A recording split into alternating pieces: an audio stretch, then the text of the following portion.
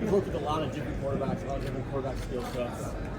How has your evaluation of the position changed through your experiences? And has anything changed about what you prefer and emphasize as you guys move into this process? Again, I said this at my opening press conference, but accuracy, decision making, and the ability to create. That can come in all different shapes and sizes. A guy that is obsessed with football, that loves it. I think all the best players, that have played a long time in this league, they have that it factor, the love of the game, just studying the game, knowing exactly how it needs to look.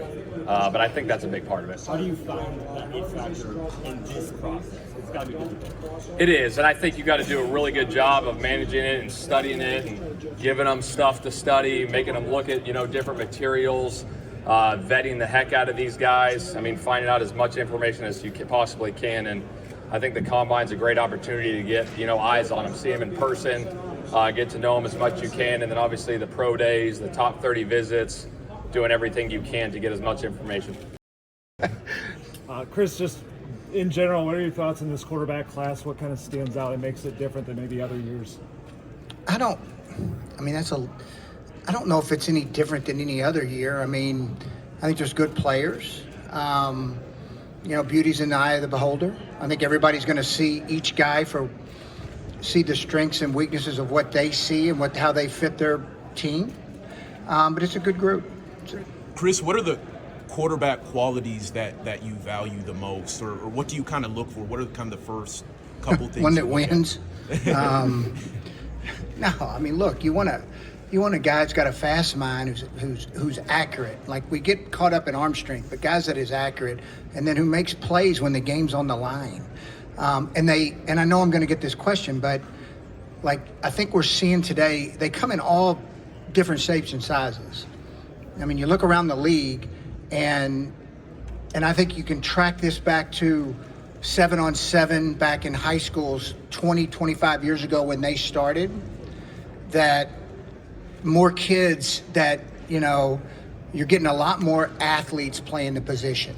So they're going to come in different shapes, different sizes, some tall, some short, some athletes, the ability to move, navigate the pocket, escape from the pocket, create plays with your feet. All those are things that we're seeing in our league. Not that we haven't seen them before, but I think it's even become more prevalent. It sounds like you have an open-minded approach when it comes to whatever quarterback, but the shape, the size factor, it sounds like you're pretty open-minded about that. You have been a guy who's been pretty stringent about measurables and that kind of thing. How do you square all that? And we still are, and I'm not going to sit here and say we're not. But there's always exceptions, and we've seen that at the quarterback position here, in the past. And we've had guys that have been under 6 foot be successful, and I know there's been times I've griped that some guys can be too tall, all right, and now we're going to say they're too short. So I think beauty's in the eye of the beholder. And who do you believe in? Who do you believe you can build an offense around? And I do know this: you don't fit the offense to the quarterback. You fit you fit the offense to what the quarterback can do well. I think that's what Shane and the staff will do. Now, with as much work as you guys do, everybody in the league, there's still going to be 40% of the top 10 quarterbacks not making it. What kind of separates? Obviously you can't tell, but what do you look for to separate? That's where the intangibles. It's so key. The ability to process, to handle, what we put on the quarterback, just not only from a play standpoint, but off the field. Automatically he gets deemed the face of the franchise, right or wrong. That's what happens. And they got to be able to handle that. And then then when they have success, it's not just the moment of when they're drafted, and then it's once they even have success, they still got to be able to handle it. They can't become above the team. So there's a lot of factors that go to play in with that. And I think it's the hardest position to find. Everybody's grabbing to find them. When you find one, you do whatever it takes to keep that guy. But it's a difficult position to evaluate, difficult position to find. Chris, we asked Shane about 15 quarterback questions, as you can imagine. Yep. And he kept going back to the it factor, the intangibles you were mentioning.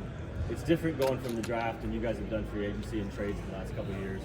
What have you learned about those intangibles And what lessons have you learned from those misses that will impact your thinking on the position, whether you go quarterback or not? I think being like the team believing and who you got behind center matters. You know, who they are, what they stand for, how they work. And this is not an indictment on anything going forward, but I mean backwards. But, you know, that matters, you know, and making sure that the system fits, you know, what he plays to his strengths. I mean, that's key. Plays to his strengths. Has that not always been the case? No, I knew that question was coming. No, I wouldn't say that. Because we had struggles, you know, this year, and we just struggled. I mean, I've well documented. I've gone through it. You know, the offensive line issues, the issues we've had. No, I think our staffs have done a good job in the past doing that. But I think when the flavor of the court, they're going to be much different than what we've had in the past. You know, where we've had almost pure pocket guys, which I think all these guys, there's a few of them that are, but most of them can run and escape.